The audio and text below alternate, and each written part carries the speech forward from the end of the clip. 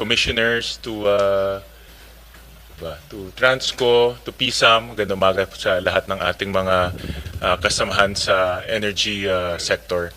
So let's already convene this budget briefing, and before we continue, let me direct the committee secretary to acknowledge your resource persons. Thank you, Mr. Chair. Good morning. Good morning, everyone. For the briefing on the FY 2026 proposed budgets of energy agencies, namely the Department of Energy or DOE, the Energy Regulation Commission or ERC, the National Electrification Administration or NEA, the National Power Corporation or NPC, the Philippine National Oil Company or PNOC, together with the PNOC Exploration Corporation and PNOC Renewables Corporation, and the Power Sector Assets and Liabilities Management Corporation or BISALM, we would like to acknowledge our resource persons. From the Department of Energy, we have the Secretary Sharon Garin, together with Undersecretary Rowena Cristina Guevara, Undersecretary Giovanni Carlo Bacordo, Undersecretary Mario Marasigan, Undersecretary Maylene Capongcol, Undersecretary Ronald Conquilla, Assistant Secretary Augusto Cesar Navarro, Assistant Secretary Myra Fierro Roa, Assistant Secretary Lethel Alburo Mejia, Assistant Secretary Eden Brion Baquilan, and Director Michael Sino Cruz. For the ERC, we have the Chairperson and CEO, Attorney Francis Saturnino C. Juan, together with Commissioner Florecinda Baldo Digal, Commissioner Marco Romeo Fuentes, Commissioner Amante Liberato, Commissioner Paris Real, and Attorney Nancy Aurora Fajardo, the Executive Director. For the NEA, we have the Administrator Antonio Mariano Almeda, together with Deputy Administrator Vic Alvaro, Attorney Rosan Rosero Lee, and Engineer Raymond Napilot. For the NPC, we have the President and Chief Executive Officer, PCEO Jericho Jonas Nograles, together with Attorney Melchor Dulme, Mr. Crisanto Hilario, Engineer Rene Baruela, Attorney Rohel Teves, and Attorney Manuel Luis Plofino. For PNOC, we have the President and CEO, PCEO Maria Cristina Sheila Cabaraban, and Attorney Josephine Cassandra Cui. For the PNOC-EC, we have the President and CEO, PCEO Adrian Sugay, together with VP Candido Magsombol and VP Jaime Bacod. For the PNOC-RC, we have the President and CEO, PCEO Ronald Estiles. For PSAM Corporation, we have the President and Chief Executive Officer, Mr. Dennis Edward de la Serna, together with VP Manuel Marcos Villalon. We have also requested the presence of the National Transmission Corporation or Transco, and we have the President and CEO, Engineer Fortunato Lines, together with Ms. Dina Dizon, Attorney Noel De Leon, and Ms. Maria Teresa Laranang. For DBM and COA, we have Director Gemma Ilagan, Assistant Director Junaid Ibne Karim, Ms. Maria Denive Belaro Dayo, and Mr. Ramil Rocco for DBM. We also have Attorney Francisco Javier Jr., Mr. Manuel Garcia, Mr. Rodolfo De Loriarte, Attorney Joaida Macno, Ms. Cynthia Herrera, Mr. Alexander Espina, Mr. Jonathan Javier, Ms. Nanette Rose Garcia, Mr. Halil Bagul, Mr. Virgilio Bautista Jr., Ms. Maria Cristina Antonis, and Attorney Jane Lizetco for COA. Thank you, Mr. Chair. Thank you, Committee Secretary. So we'll have the presentations first.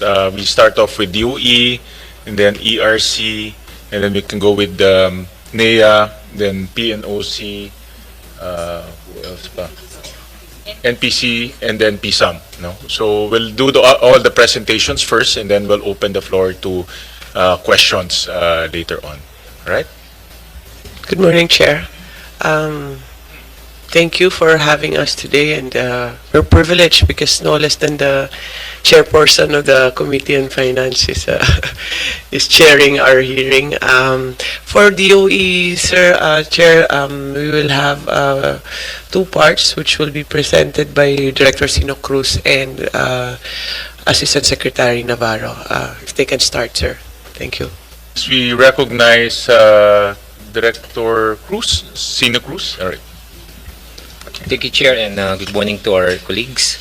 Allow me to present the Department of Energy's accomplishments as well as our proposed fiscal year 2026 budget. Next slide, please. Next, please. So the country's total final energy consumption increased from 37.1 million tons of oil equivalent in 2023 to 38.9 million tons of oil equivalent in 2024. This is translated to 5.1% growth for 2024. Across the sectors, transport and household sectors remain the largest energy users. And in terms of fuel type, the bar chart here, oil and petroleum products continued to dominate with a share of more than 50% or almost 51% of the total final energy consumption, and of which 65% was used by the transport sector. Next slide, please. On the 2024 primary energy mix, the country's total primary energy supply mix reached 69 million tons of oil equivalent, and around 45% came from indigenous or domestic sources, while the remaining 55% was from imported fuels. As illustrated, the country continues to utilize a significant amount of fossil fuels, coal, oil, natural gas, which accounted for about 70% of the total primary energy supply. Coal still made up the largest portion of the energy supply with a share of almost 36%, closely followed by oil with almost 30%. The aggregate share of renewable energy comprised about 30% of the total primary energy supply mix. Next slide, please. The total installed capacity and dependable capacities as of May of 2025 reached 30,965 megawatts and 27,152 megawatts respectively. Coal power plants remain a major source of power, contributing 42% to total installed capacity, while the renewable-based power plants accounted for 32%. Nat gas and oil comprise the remaining 14.9% and 11% respectively. In terms of power generation in 2024, more than half, or 62%, was supplied by coal, while renewables only accounted for 22% of power generation mix. Next slide, please. One of the high-impact programs that will contribute to achieving energy security is the transmission development, and the grid expansion is necessary to accommodate new and sizable renewable energy capacity and connect demand centers with new sources of supply. Under the current administration, the major transmission interconnection projects completed include the Mindanao-Visayas Interconnection Project, completed in January 2024, the Cebu-Negros-Panay Stage 3 Transmission Project, completed in March 2024, the Hermosa-San Jose Transmission Project, completed in July 2024, and the Cebu-Bohol Interconnection Project, Line 1, completed in December 2024. Next, please. In the upstream sector, the President recently awarded 8 petroleum service contracts, including 2 contracts for native hydrogen exploration. In total, there are now 22 active service contracts being monitored and supervised by the Department of Energy. From June 2022 to June 2025, the country's 2 producing oil and gas fields generated around 1,300 million barrels of oil, 217 billion cubic feet of gas, and 46 million barrels of associated condensate. The Malampaya Phase 4 project has commenced its implementation as part of the Service Contract 38, the renewal agreement. The project aims to undertake the drilling of Camago 3, Malampaya East 1, and the Bagong Pag-aso 1, which will extend the life of the gas field and to increase the country's indigenous energy supply. Next slide, please. Since the enactment of the RE law way back in 2008, the DOE has awarded a total of more than 1,000 or almost 1,400 RE projects with 7 gigawatts already installed and a potential capacity of around 150 gigawatts. So the DOE is also prioritizing offshore wind development, including the necessary port infrastructure to support it. Also, for the chair's information, the Philippines rank as the second most attractive emerging market for RE investments based on the Bloomberg NEF Climate Scope 2024 report. So this is a testament of our efforts for clean and sustainable energy in the country. Next, please. When it comes to biofuels blending under Section 5 of the Biofuels Law, it mandates the use of locally sourced biofuels before importing that will be blended with the liquid fuels for motors and engines sold in the Philippines.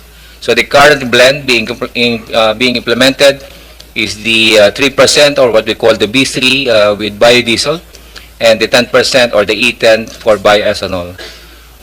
The recent National Biofuels Board resolution issued this year suspended the implementation of the B4 and B5 mandated blend, citing the anticipated impact on pump prices and the potential inflationary effects to the country. Next slide, please.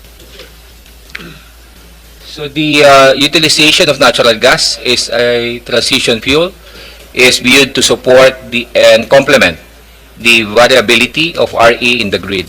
So the passage of the Philippine Natural Gas Industry Development Act in January 2025 intends to increase the share of natural gas in the country's energy mix by promoting it as a safe, efficient, and cost-effective source of energy, as well as an indispensable contributor to energy security.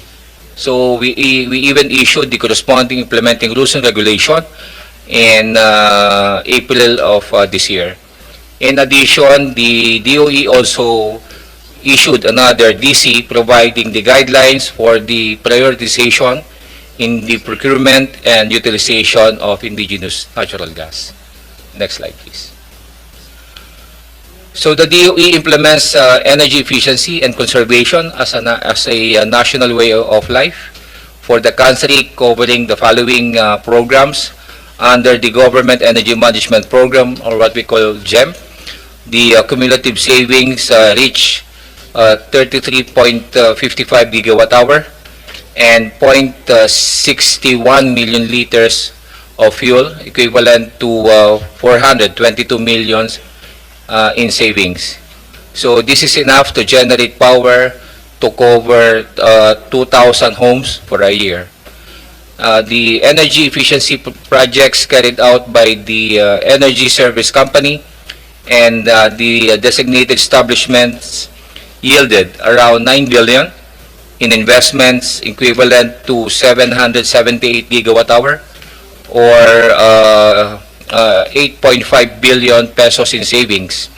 So the savings generated would be enough to cover or to power 210,000 homes for a year. And through the Philippine Energy Labeling Program, the 15,673 energy labels were issued, covering television, refrigerators, aircon, lighting products, washing machines, and electric fan. And lastly, on the Vehicle Fuel Economy Labeling Program, now covered 63 land transportation vehicles. Next slide, please.